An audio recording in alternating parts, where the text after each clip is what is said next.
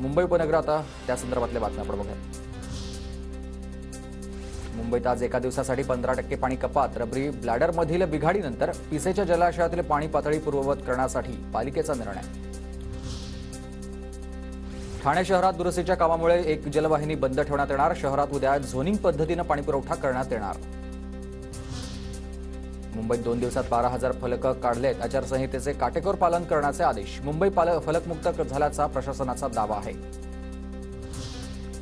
Best उपक्रमाच्या 170 बसगाड्यांवर हवा शुद्धीकरण यंत्र कार्यान्वित झाले। कुर्ला, मरोळ आणि आणिक या स्थानकांमध्ये यंत्र बसवण्याची प्रक्रिया सुरू।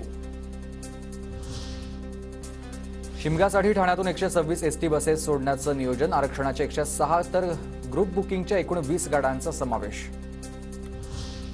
होळीनिमित्त नवी मुंबईतील बाजारपेठ सजली। वस्तू खरेदीसाठी ग्राहकांचा चांगला प्रतिसाद मिळत असल्यानं बाजारपेठेत उत्साह।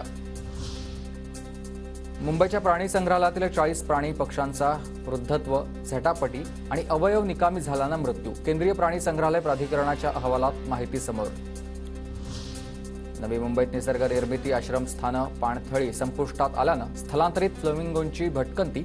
हजारो पक्ष्यांकडून नवीन पाणथळांचा शोध सुरू। नवी मुंबईच्या बाजारपेठेत आंब्यांची आवक वाढली। बाजारपेठेत काल 48,000 पेट्यांची आवक। हापूस आंब्याला 300 ते 1,000 रुपयांचा दर।